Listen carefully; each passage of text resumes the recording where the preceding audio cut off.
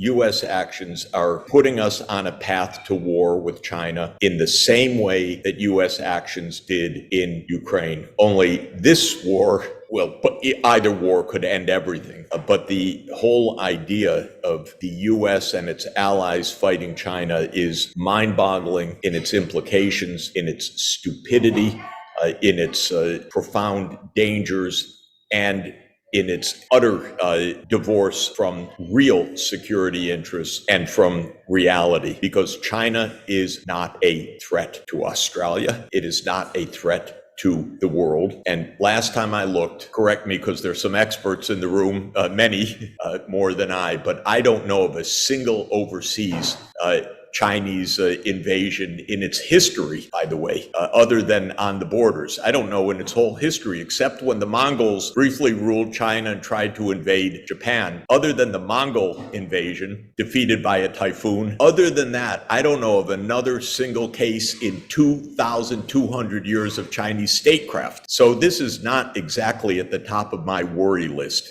This is what worries me about the world is a deeply neurotic United States that aims to be number one, that can't be number one in the way that it self-believes to be number one, that has a pathetic, and I'm sorry to use the term, but it is pathetic, cheerleader in London every day saying how wonderful it is. Empire is great. You should go try it. We love it. The world has gone mad, but especially the Anglo-Saxon world, I'm afraid. I don't know whether there is any sense at all in our little English-speaking corner of the world.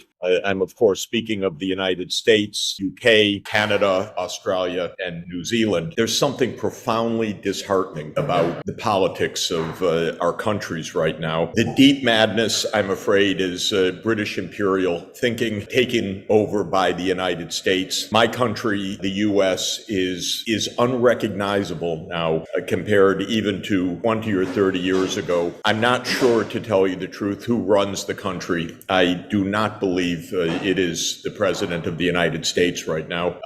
We are run by generals, by our security establishment. The public is privy to nothing. The lies that are told about foreign policy are daily and pervasive by a mainstream media that I can barely listen to or read anymore. The New York Times, Washington Post, Wall Street Journal, and the main television outlets are 100% repeating government propaganda by the day, and it's almost impossible to break through. What is this about? Well, as you've heard, it's about a madness of the United States to keep U.S. hegemony, militarized, dominated by the thinking of generals who are mediocre intellects, personally greedy, and without any sense, because their only modus operandi is to make war. And then cheerled by Britain, which is unfortunately in my adult life increasingly pathetic in being a cheerleader for the United States for this hegemony and for war. Whatever the U.S. says, Britain will say it 10 times more enthusiastically. And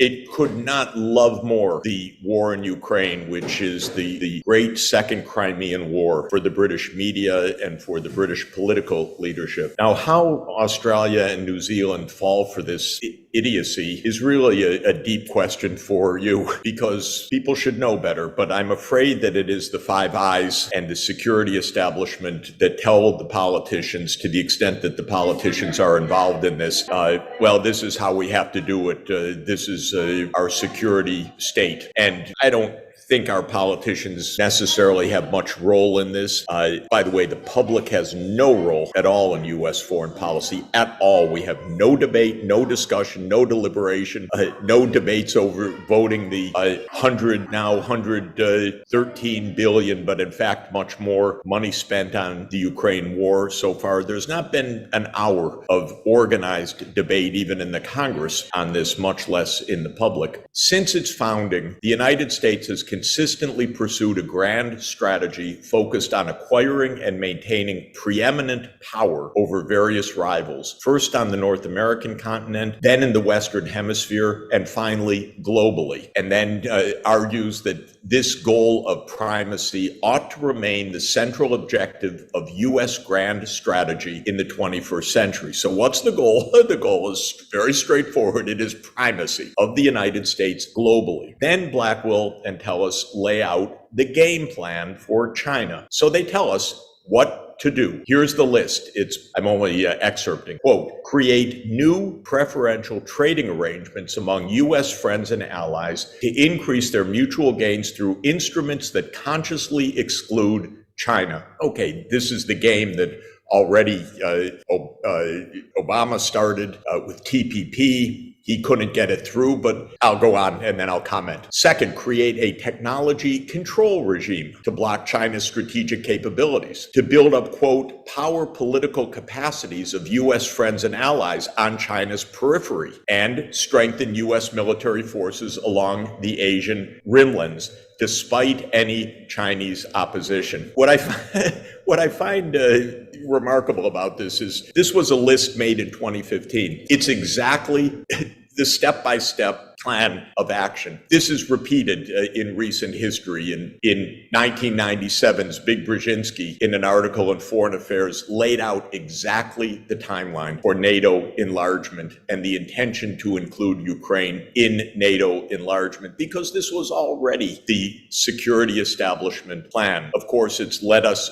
directly to the Ukraine war, which is a war over NATO enlargement. Now the friends that have, and the geniuses that have brought the world the Ukraine war, want to bring the war to your neighborhood with, as Professor Moon said, the North Atlantic Treaty Organization starting to open its offices in Asia, which is not exactly the North Atlantic. So this is where we are. It's not absolutely simple to see through for one main reason, at least in the US. I don't know what it's like in Australia, but I expect that it's the same. We have no honesty or discussion at all. Just a word about the Ukraine war, completely predictable and part of a plan of action that goes back to the early 1990s to essentially bring Ukraine into the US military orbit. And Brzezinski, again in 1997 in the Global Chessboard, his geopolitical book, laid it out completely. Russia without Ukraine is nothing.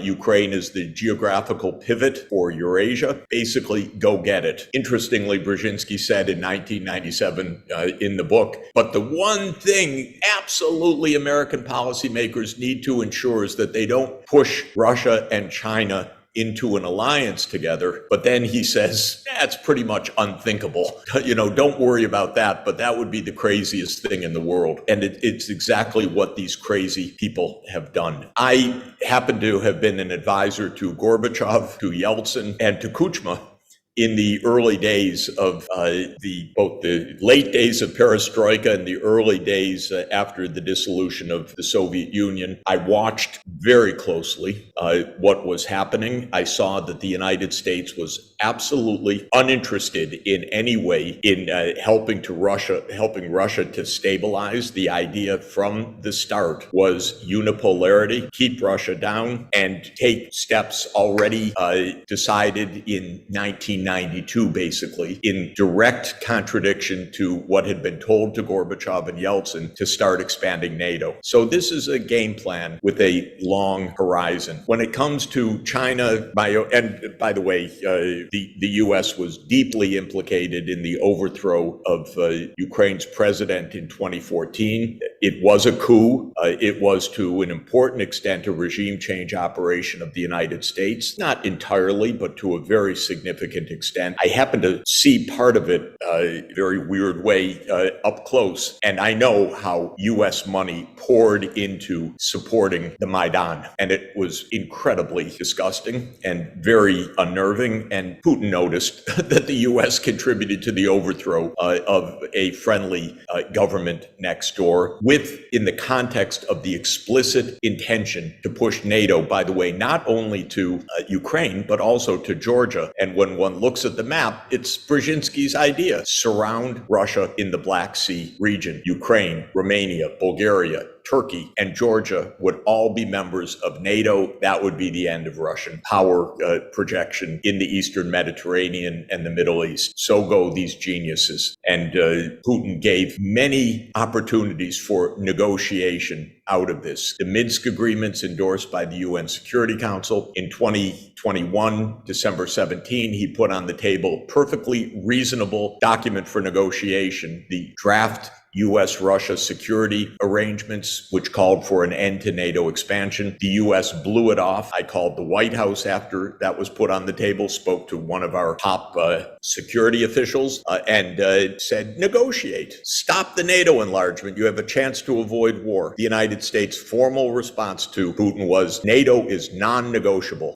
This is something only between the U.S. and Ukraine, and Russia has no say in NATO enlargement to Ukraine. It's a mind-boggling way to pursue foreign affairs because it is a direct road to war. As you know, I hope everybody understands, this war in Ukraine was close to ending in March 2022 with a negotiated agreement a month after Russia invaded on February 24th, with an agreement between Ukraine and Russia that the United States stopped because the U.S. said, fight on, don't negotiate, don't accept neutrality. And so here we are in a war that continues to escalate towards possible nuclear war, which is what would happen if Russia were to suffer deep defeats on the battlefield. It's not doing that right now. It's not experiencing that. But if it did, it just escalates to nuclear war. Russia is not going to be defeated, pushed out of Crimea, and go home meekly and saying,